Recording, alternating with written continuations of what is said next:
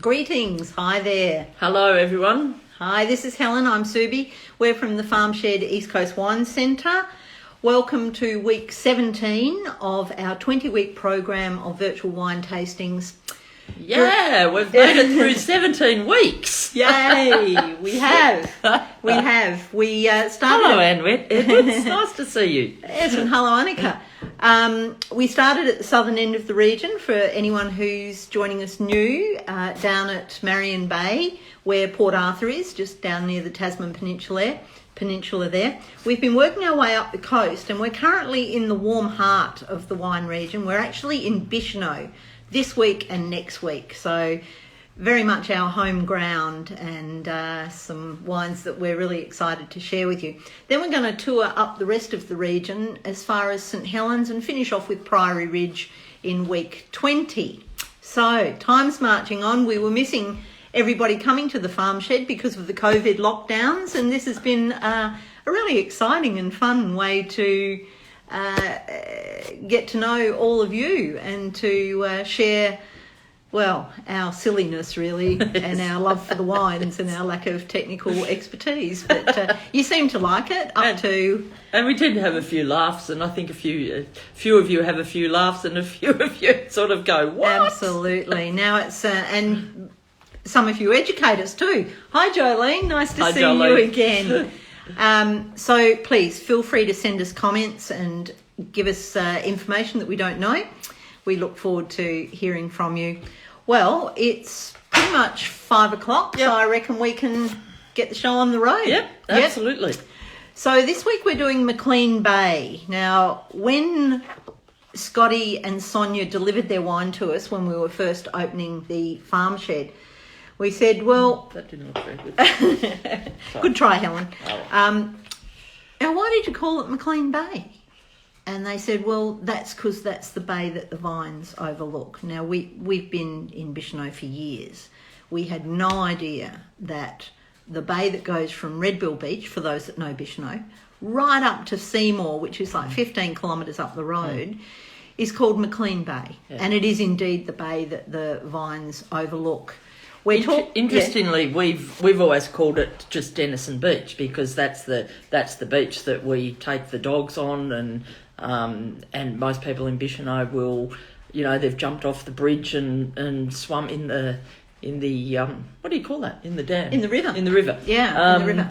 But it's actually the bay on the right on the coast there that is called Maclean Bay. So yeah, a little bit of interest in geography. Absolutely. It's one of the smaller vineyards. We're talking about 5,000 vines, over 2 hectares. Now, the interesting thing about this is that Sonia and Scotty, who we mentioned before, are a young couple in Bicheno who have leased an old vineyard when the guy who established it back in 2001, when he retired a few years ago. So they've been there about 4 years now, I think.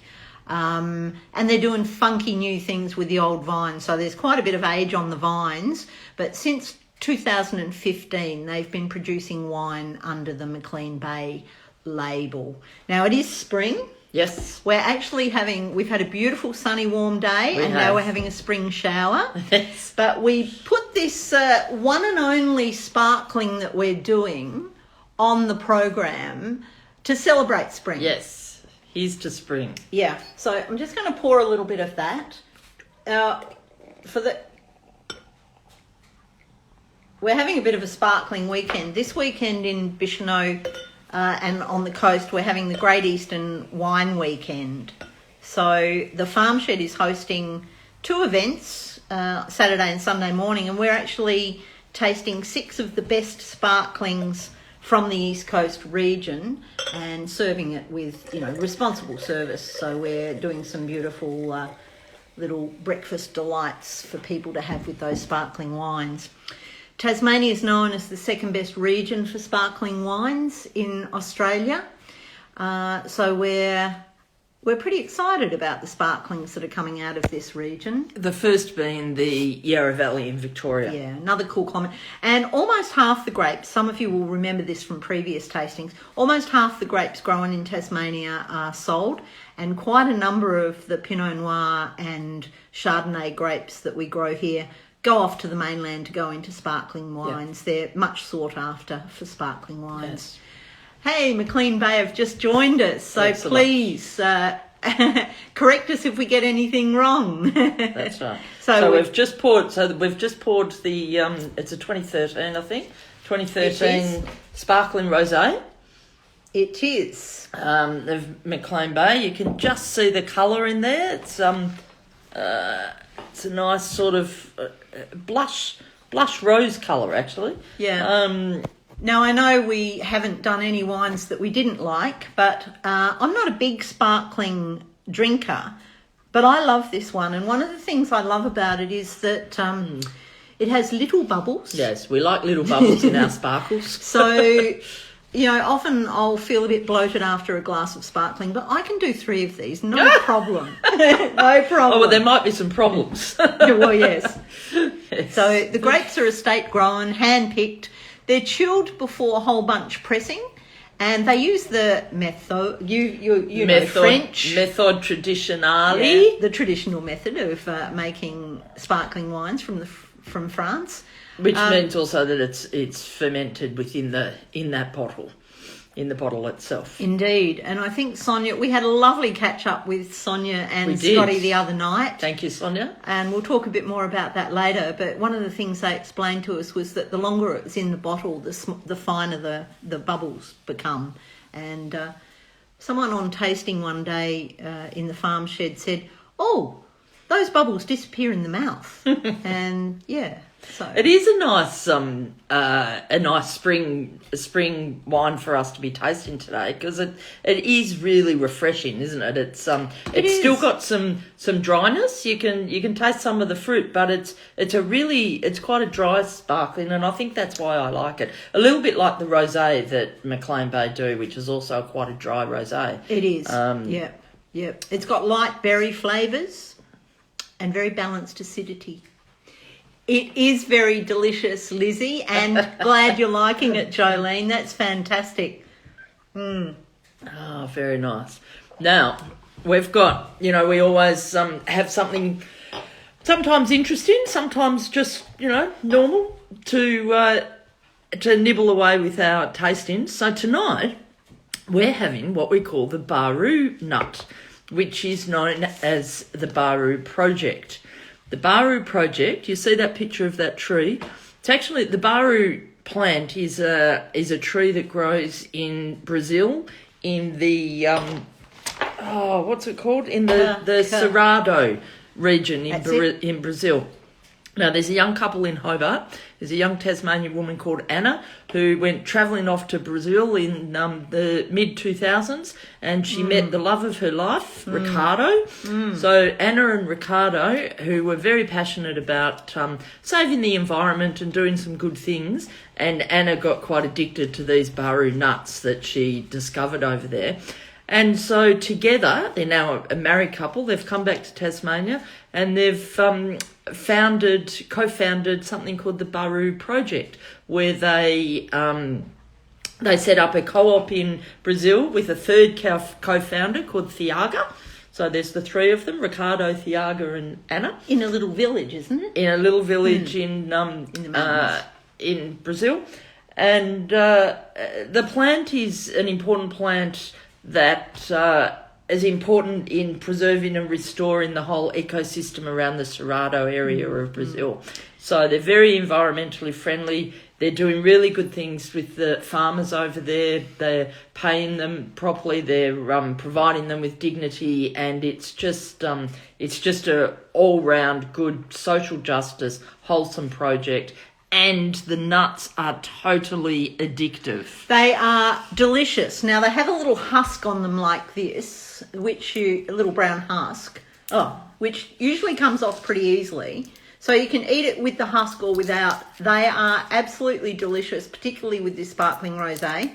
They're a little bit like a crunchy pine nut, only bigger. Well, they actually have tasting notes, like all our wines have tasting notes. There's the Baru nuts, according to the tasting notes, are crunchy, smoky, they have chocolate notes, and they have an almost almond peanutty flavour. They do. They're fantastic. They're incredibly nutritious. So just look them up They're a great project to support. Check out the website. And a great initiative by some young Tasmanian people here. So we're very pleased to have those in the farm. They do go quite nicely with this because they go really well. It's just a totally opposite texture, you know. You've got this sort of crunchy, peanutty thing going on, but not salty. The other thing about the Baru nuts is they're not salty at all. BARU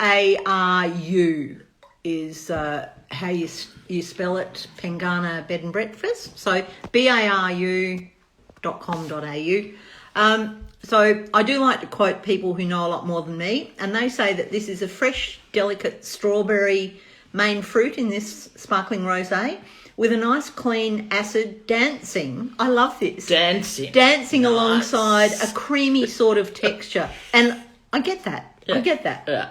And it leads to a good, dry, medium length finish. Yeah. Yeah.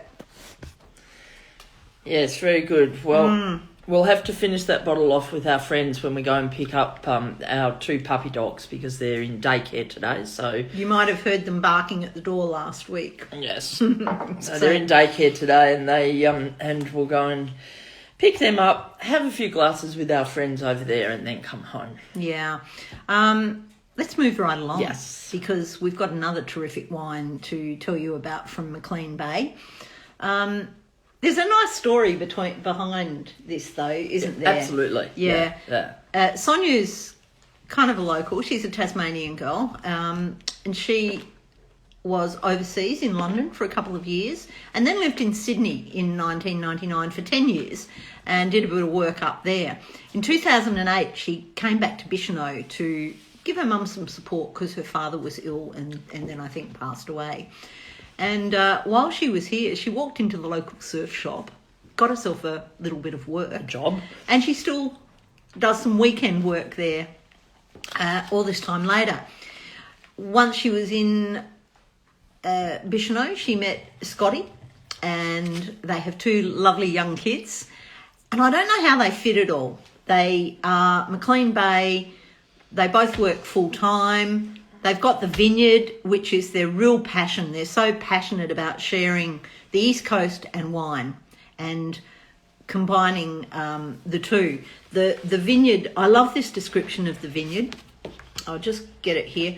Is nestled between the pristine coastline and the rugged mountain ranges on Tasmania's stunning east coast. So if you haven't been here, that's what you come and see. And I guess that Scotty, that's a bit about Sonia, and Scotty's background is in horticulture. So he, for many years, was the groundsman out at the golf club. He was. And he has a horticultural background, and then moved into various other jobs Probably handy when you're growing grapes. Yes, around irrigation, and so he's worked for Taswater and irrigation. Yeah. So he's got a range of skills and that are applied definitely to the growing of the vines. We've been out to the vineyard a couple of times, and they are just so happy when they're out there. The kids, them. So they're a really small operation, but one that's really worth supporting, and they're doing all the right things. You know, their winemaker is Alan Rousseau, who we've spoken about before,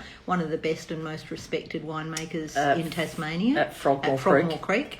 And they do some contract winemaking. You'll remember in the East Coast wine region we have 22 producers, 4 that are vineyards and wineries. They're vignerons. We have 1 that's a winery and not a vineyard, and the rest are vineyards.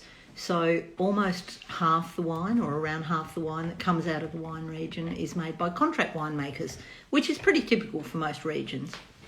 So let's move on to this beautiful Pinot. Move on to a Pinot. So tonight we're tasting the 2017 Pinot. Now the 2017, there's limited supply of the 2017 left.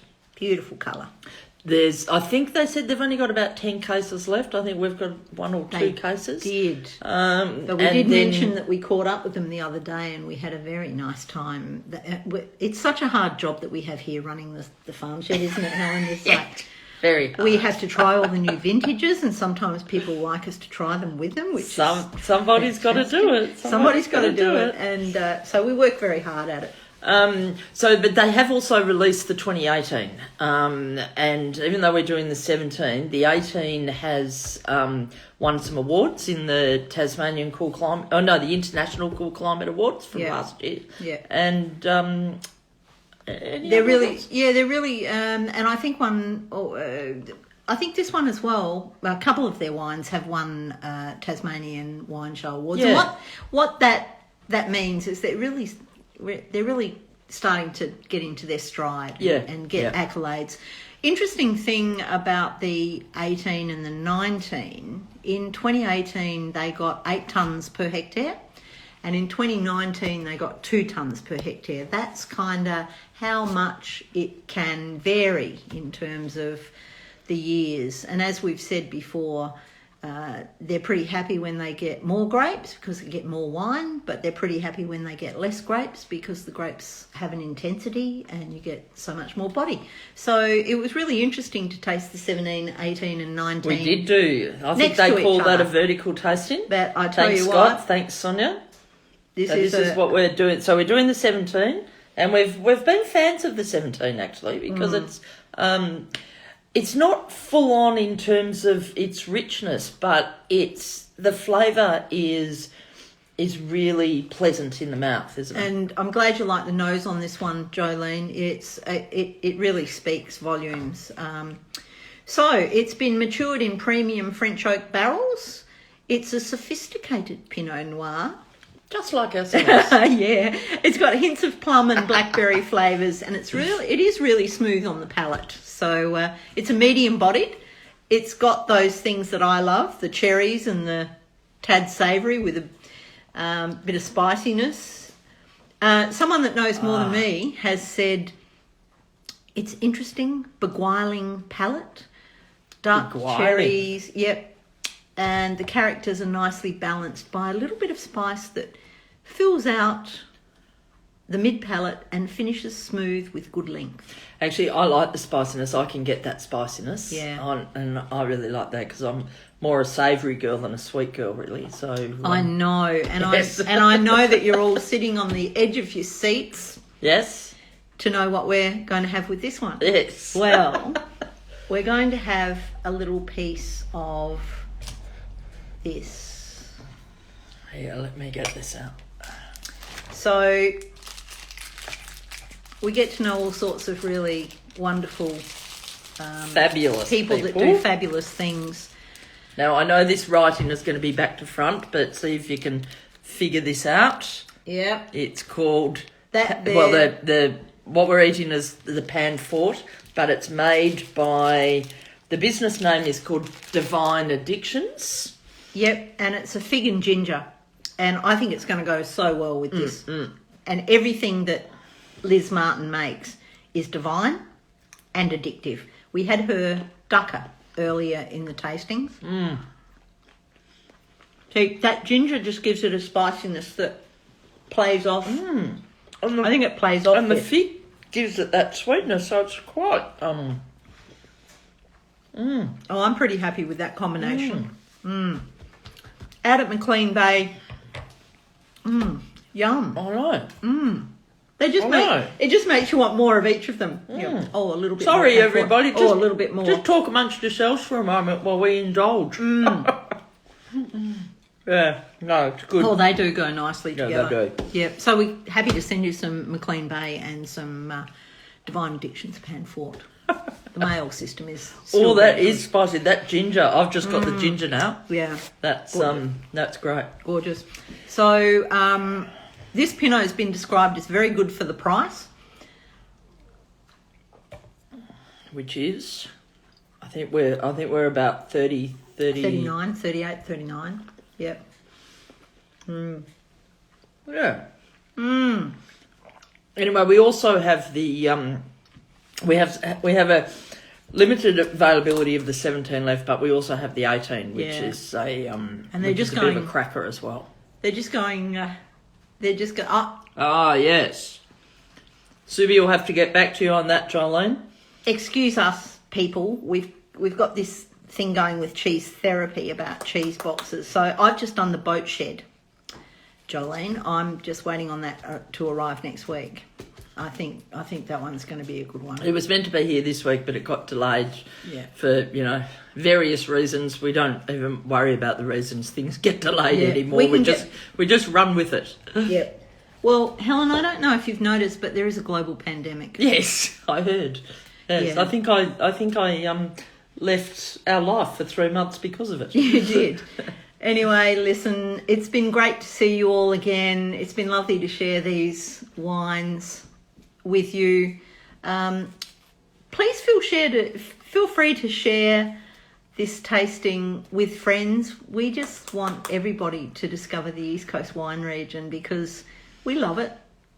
And listen, just before we go, the other thing that's happening this weekend, as the first weekend in spring, is the Great Eastern Wine Weekend. So there's a massive amount of events and things going on. We've got a couple of events at the Farm Shed, which involves sparkling and breakfast. Obviously, if you can't get there this year, put it in your diary for next year. Keep an eye on it, because it's really worth coming to. But also all the cellar doors, plus some of the vineyards that don't have a cellar door, will be open this weekend. So even if you haven't booked anything, there's plenty to go to. There's plenty to see. There's music. There's tastings. There's masses of things going on. So if you want to come visit the East Coast, come and see us. We're open all day Saturday and Sunday, and in fact, the Farm Shed has just opened for 7 days a week from now. So that's our launch into spring. We are open 7 days, and we'll see whatever the future